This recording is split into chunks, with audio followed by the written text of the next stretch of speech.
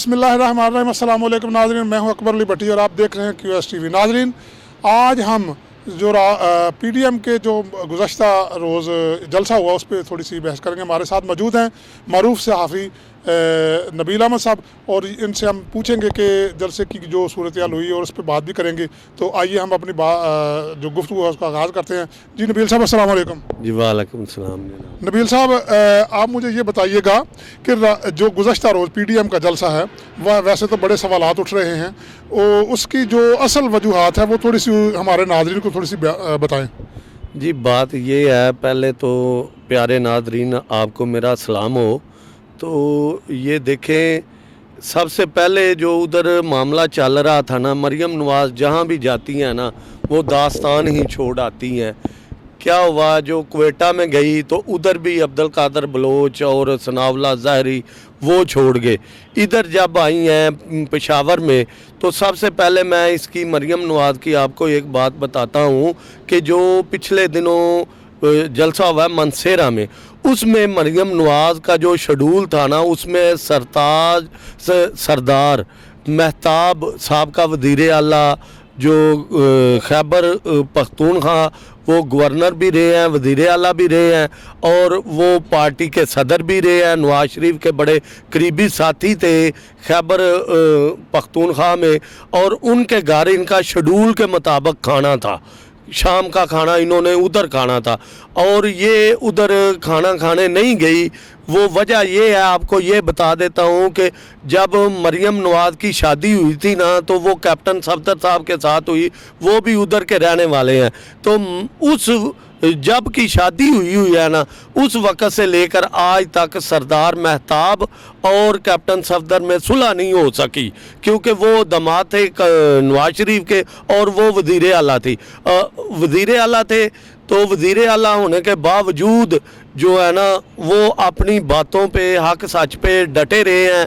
वो उन्होंने कोई इनसे कंप्रोमाइज़ नहीं किया। और ये जो कैप्टन सफदर है, इसके रवैये से या इसको वो जो इसके ज़हन में गरूर था कि मैं नवाज शरीफ का दामाद हूँ, वज़ीर आज़म का दामाद हूँ। तो जब ये 1998 में वज़ीर आज़म नवाज शरीफ साहब बने हैं तो कैप्टन सफदर साहब पर उधर एक FIR हो चुकी थी, और वो करवाने वाला सरदार महताब उस वक़्त के वज़ीर आला या गवर्नर थे, उन्होंने करवाई थी। देखें ना, ये कैप्टन सफदर साहब उनके दामाद थे और उनके ऊपर ही FIR हो गई। तो इसी तरह ये मनसेरा का जो जलसा हुआ है ना, उसमें तय था मरियम बीबी जो है ना वो खाना खाएगी सरदार महताब के घर। तो जब वो जलसा हुआ, सब कुछ हुआ, इख्तिताम पे वो जो है कोरोना में कंटीना में कैप्टन सफदर साहब लाहौर, इनके जो उधर बंदे थे उन्होंने राब्ता किया। इन्होंने लाहौर से मरियम बीबी को फ़ोन कर दिया कि भाई उधर आपने खाना खाने नहीं जाना। तो उधर से फिर अमीर मकाम जो है उसने भी ज़ोर लगाया और दोस्तों ने भी ज़ोर लगा कर कि जी ये हमारे ख़िलाफ़ है, पार्टी डिसिप्लिन के ख़िलाफ़ काम करता है। तो सरदार महताब का खाना जो है धरा का धरा रह गया और उनको रंज हुआ और उनको दुख हुआ। उन्होंने फिर लंदन में नवाज शरीफ से जब कॉल की तो नवाज शरीफ साहब ने अपनी बेटी को कॉल की, तो बेटी ने कहा बाबा मैं तो अब आ गई हूँ इस्लामाबाद में। तो उस पे भी वो ना बड़ा रंजीदा है। तो ये कहानी है उस मनसेरे जलसे की। तो आगे इन्होंने भट्टी साहब ने एक सवाल कर दिया है कि हमारे QS TV के नाज़रीन को जो है ना PDM का जो जलसा कल पेशावर में हुआ है उसकी सूरत हाल बताएं। उसकी सूरत हाल क्या बताएं भाई? उसमें तो ये हुआ है कि स्टेज पे बैठने पे भी झगड़ा हुआ है। तो स्टेज पे बैठने पे झगड़ा हुआ है। कैसे झगड़ा हुआ है? ANP वालों ने कहा था कि ये मेज़बानी हमारी है, हम अपनी मर्ज़ी के बंदे बिठाएंगे। तो फिर उसके बाद मौलाना फजल और रहमान से भी इख्तलाफ था ANP का, क्योंकि ANP उनसे कुछ पिटी है। तो उसमें क्या हुआ कि मौलाना फजल और रहमान साहब कोई बंदे नहीं लेके आए, अपने कोई मदरसे के तालिब इल्म नहीं लेके आए। ये बात हुई। उसके बाद सरदार महताब जो है वो नहीं आए इस जलसे में, ना वो अपने कारकुन लाए हैं। इसमें अमीर मकाम साहब आए हैं اور اس کے بعد وہ آفتاب شیرپو اور اختر مینگل یہ وہ سب آئے ہیں. انہوں نے اختر مینگل نے تو فوج کے خلاف بہت زیادہ زبان درازی کی ہے تو جو اچھی نہیں. تو جو ادھر جلسہ گاہ گراؤنڈ تھا اس میں عوام نہیں تھی. وہ میرا خیال ہے بڑے بھی ہوں گے تو 5-7 ہزار لوگ ہوں گے, اتنے بھی نہیں تھے. یہ بھی میں ویسے ایک وہ ٹی وی پہ دیکھ کر بتا رہا ہوں, ورنہ یہ بھی نہیں تھے. اور ایک ادھر یہ کام ہوا ہے, جب اسٹیج کے اوپر بیٹھنے کی باری آئی تو وہ کارڈ جو بانٹنے تھے جو سیکیورٹی کے حوالے سے بھی, ایک پارٹی ہے ادھر اس نے کہا وہ ہے تو جمعیت علماء اسلام ہی ہے, تو اس نے کہا کہ جی ہمیں اتنے کارڈ دے دو. اس پہ بھی ان سے جھگڑا ہوا ہے ANP کا. پھر ایک اور جماعت تھی, انہوں نے کہا یار آپ کے تو خیبر پختونخوا میں اتنے بندے جلد سے انتخابات میں کھڑے نہیں ہوئے, تو آپ کیوں اتنے کارڈ لے رہے ہو, اتنے کارڈ لے رہے ہو کہ اسٹیج ہی تمہیں دے دیا جائے. وہ بھی ذرا جھگڑا ہو گیا ادھر. تو یہ ہے ادھر معاملات. تو فوج کے خلاف جو باتیں ہوئی ہیں اس میں اختر مینگل صاحب نے باتیں کی ہیں اور مولانا طاہر الرحمان صاحب نے باتیں کی ہیں, اور وہ بھی انہوں نے تو نام نہیں لیا. تو جو بلاول صاحب ہیں انہوں نے تو نام لیا ہی نہیں. انہوں نے فوج کو جو ہے سلوٹ کیا ہے, اپریشیٹ کیا ہے, پولیس کو اپریشیٹ کیا ہے. یہ کہانی جو ہے PDM کی ہے, ادھر بات کرنے کو کوئی. اچھا نبیل صاحب, آپ مجھے یہ بتائیے گا کہ جیسا کہ آپ بتا رہے ہیں کہ فوج کے خلاف مطلب کہ بڑی زبردست اختر مینگل ہو گیا, وہ دوسرے جو اپنا کیا نام لیا آپ نے, وہ اختر مینگل ہے, مولانا طاہر.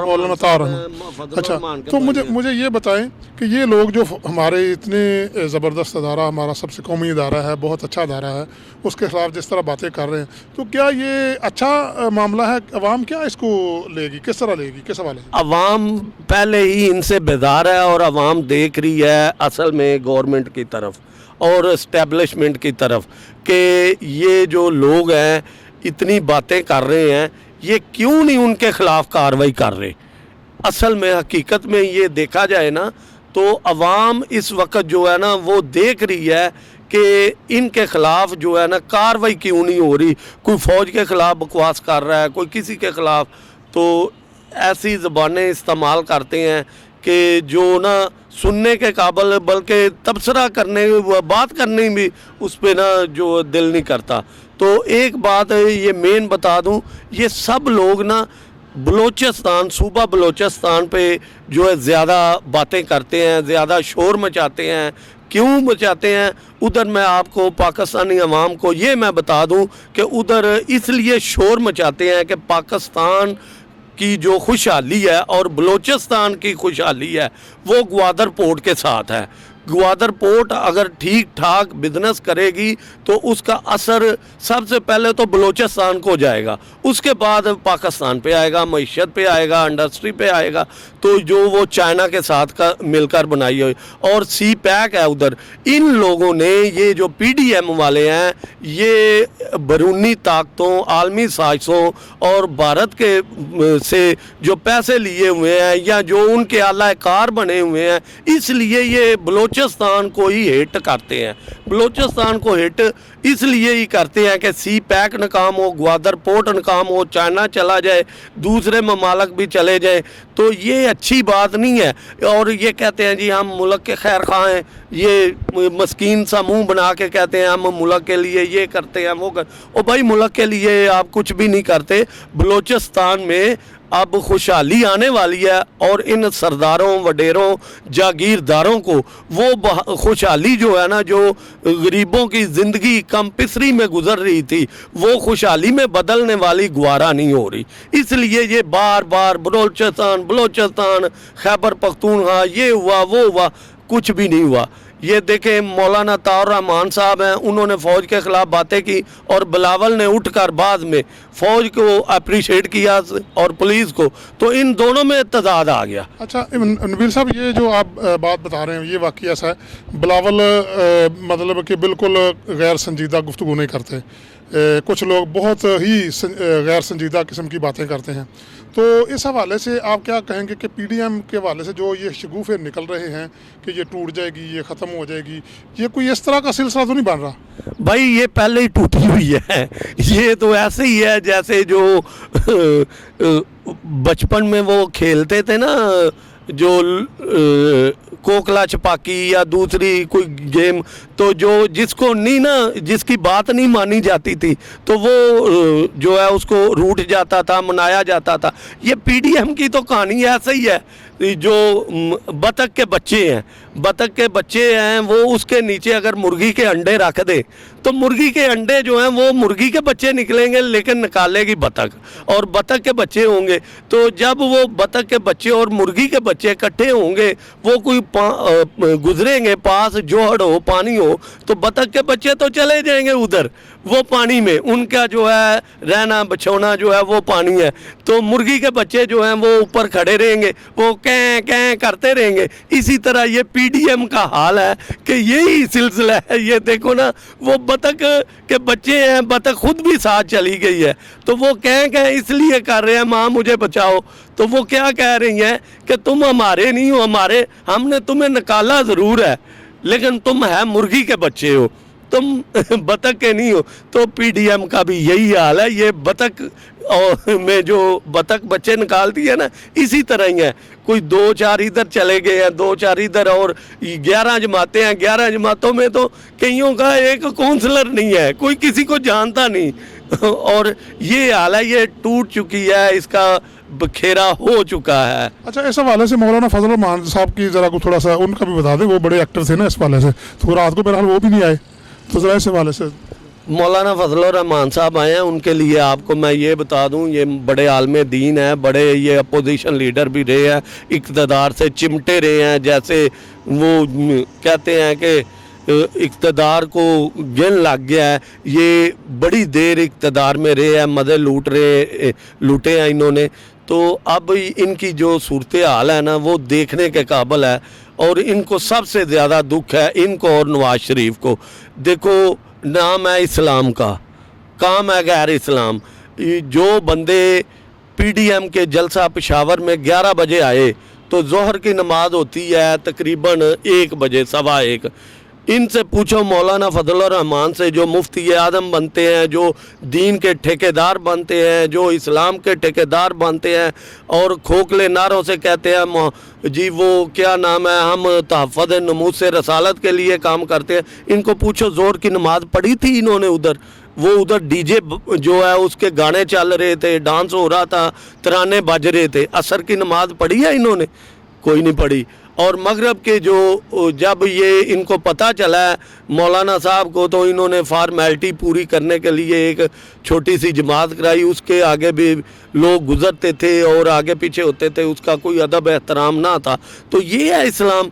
ये मौलाना फजल रहमान साहब हकीकत में देखो कहते हैं असम्बलियाँ जैली हैं, फ़लाँ फ़लाँ, और तुम्हारा जो बेटा है वो असद, उसको आप इस्तीफ़ा दिलवाएं। अगर कोई नहीं आपके साथ चलता तो पहली मिसाल तो कायम करें, आप अपने बेटे से इस्तीफ़ा दिलवाएं, और इस्तीफ़ा दिलवाएं। पता चले ताहरुल कादरी के पास 1 सीट थी तो उसने इस्तीफ़ा दे दिया था, आप क्यों नहीं इस्तीफ़ा देते? क्या बात है? तो दूसरी बात ये है, आप लोग मौलाना खादम रिजवी साहब रहमतुल्लाह अलैह को भी कहते थे ये है फ़लाँ फ़लाँ, तो तशद्दुद इंतहा पसंद है। तो देखें, मौलाना खादम हुसैन का जनाजा देख लो, और जो भी अच्छा बंदा है, नेक आदमी है, बुज़ुर्ग आदमी है, अल्लाह का बरज़गीदा है और अल्लाह का पसंदीदा है, महबूब आदमी है, और उसके प्यारे रसूल सल्लल्लाहु अलैहि वसल्लम का उसका मरने के बाद पता चलता है कि वो कितना अल्लाह को महबूब था। वो देखो ना, इतना महबूब था कि उसका जनाजा ही बता रहा है। तो मौलाना फजल रहमान के पास तो इतने बंदे भी नहीं है कि वो खिताब कर सके कोई 5-6 हज़ार बंदों से, तो ये तो लाखों का था। तो मौलाना फजल इस्लामाबाद में जब धरना था तो काफ़ी लोग थे मौलाना फजल रहमान के पास, वो सारी पार्टियों के थे, इनके अकेले नहीं थे। इनसे हाथ भी हो गया था, मुस्लिम लीग नून ने हाथ किया और पीपल्स पार्टी ने भी हाथ किया। तो अब ये वही चक्कर चला रहा है मौलाना फजल रहमान साहब, ये कि हम जो है ना वो इनसे बदला लें, नून लीग से, اور وہ جو ہے پیپلز پارٹی سے، پیپلز پارٹی تو الگ ہے۔ مولانا فضل الرحمان کی کوئی میری نظر میں کوئی حیثیت نہیں۔ یہ جو صحافی بھی کہتے ہیں نا مولانا فضل الرحمان یہ ہے وہ ہے، کچھ بھی نہیں ہوا۔ کیا ہوا ہے؟ کوئی مہینہ جو ہے جو گزر جاتا ہے کیا ہوتا ہے؟ کوئی دھماکہ ہوتا ہے؟ کوئی سیاسی دھماکہ نہیں ہوتا، کوئی کچھ نہیں ہوتا، بس سب ختم ہے۔ ان کے اوپر تو ویسے ہی کرپشن کے الزامات ہی بہت زیادہ ہیں۔ اور مولانا فضل الرحمان کا بتائیں کوئی دین کے متعلق کوئی کام، کوئی انہوں نے کوئی کتاب لکھی ہو، کوئی انہوں نے پارلیمنٹ میں کوئی جو ہے تحفظ نموذ رسالت کی خاطر کوئی کام کیا ہو، کوئی نماز باجماعت اذان کے وقت ملک میں یکساں ہونا، پروگرام ٹائم ہونا، کچھ بھی نہیں کیا۔ صرف یہ ہے پلاٹ لو پلاٹ دو۔ اپنے بھائی کو پی آئی اے میں بھرتی کرایا ہوا تھا اور وہ امریکہ میں بیٹھا ہوا تھا۔ جی ناظرین، آپ نے نبیل صاحب کی جو گفتگو سنی، تو رات کو جو گزشتہ روز پی ڈی ایم کا جلسہ ہوا اس حوالے سے بھی انہوں نے گفتگو کی۔ مولانا فضل الرحمان کے سب سے بڑھ کر یہ بات ہے کہ جلسے میں جس طرح کی گفتگو ہوئی کہ ہمارے قومی اداروں کے خلاف انتہائی نازیبا الفاظ جو استعمال کیے گئے ہیں، تو وہ میں سمجھتا ہوں کہ انتہائی ہماری بے وقوفی ہے۔ ہم اب بھی ان پر اعتماد کریں تو میں سمجھوں گا کہ یہ ہماری بہت بڑی غلطی ہوگی۔ یہ لوگ صرف اقتدار کے بھوکے ہیں، ان کو کچھ نہیں چاہیے۔ یہ عوام پر اپنا صرف دبدبہ رکھنا چاہتے ہیں، نہ ان کو کسی ترقی کے ساتھ، نہ ان کو دین کے ساتھ، نہ کسی چیز کا ان کو سوائے اقتدار کی کوئی چیز نہیں چاہیے۔ انہی الفاظ کے ساتھ اکبر بھٹی کو اجازت دیجیے۔ اللہ حافظ۔